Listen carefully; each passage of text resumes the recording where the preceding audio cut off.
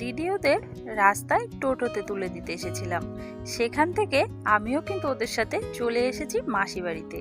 কেন এসেছি সে এক মজার গল্প। চলো তোমাদের সাথে আজকের সেই গল্প শেয়ার করব।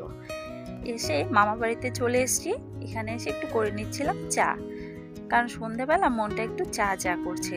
এরপরে চলে যাব আবার মাসি বাড়িতে। সেখানে রয়েছে পিঠেপুলির বিশাল এক আয়োজন।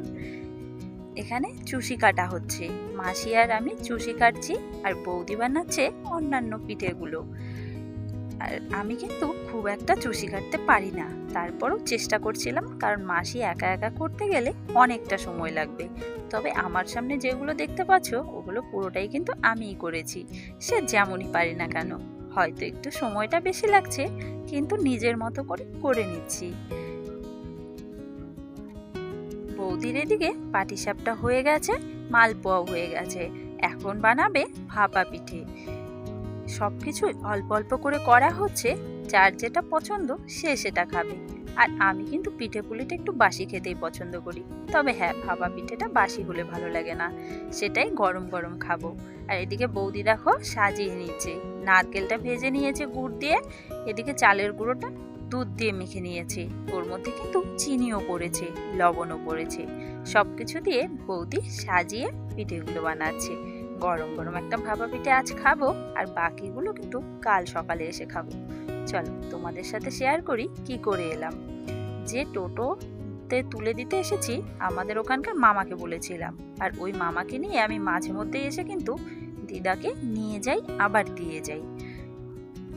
সকালবেলা ঘুম থেকে উঠে যাচ্ছি এখন মাসি বাড়িতে, কারণ পিঠে পুলিগুলো কাল বানিয়ে রেখেছি, ওগুলো খেতে হবে তো। আর রাতে কিন্তু অনেকটা রাতে এসেছিলাম আমি, মাসি সাথে বাচ্চাগুলোও এসেছিল ঘুমানোর জন্য। এখন আমি উঠে যাচ্ছি, এখন কিন্তু প্রায় অনেকটাই বেলা। এখানে আসার সঙ্গে সঙ্গে আমাকে দিয়ে দিয়েছে এক বাটি চুষি।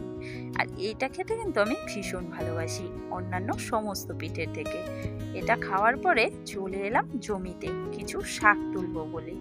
এখনকার সময় কিন্তু বেথু শাকটা এদিকে খুব সুন্দর হয়, সেই শাকের খোঁজেই আমি আর মামি বেরিয়ে পড়েছি।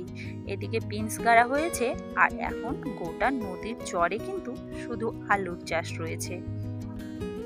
আমাদের ওইদিকে আমরা তো টাটকা শাক পাই না, কিনে খেতে হয়। তাই কিন্তু আসলে পরে এই সময়টায় চেষ্টা করি একটু শাকগুলো নিয়ে যাওয়ার। আর এই শাকগুলো দেখো কি সুন্দর হয়েছে, আর একদম কচি কচি। যে টোটোতে তুলে দিতে এসেছি ওই মামাটা বলছিল, কেন তুই যাবি না? কারণ অন্যান্যবার আমি তো সঙ্গে করে যাই দিদাকে নিয়ে আসার জন্য আর দিয়ে আসার জন্য। তাই মামা বারে বারে বলছিল, চল তুইও চল, দুজনে গল্প করতে করতে চলে আসবো।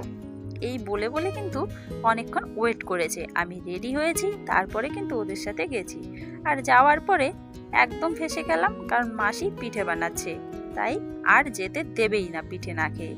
যাই হোক, দিদিও এখানে এসে দেখি পাল্টে গেল, আজকে যাওয়া হবেই না। তো সেভাবেই থেকে গেলাম, সেই তো টোটোওয়ালা একাই যেতে হলো। মামা পরে বলছিল ঠিক আছে থাক, কোনো ব্যাপার না। যাই হোক, চেনা জানা মানুষ তো কোনো কিছু মনে করেনি।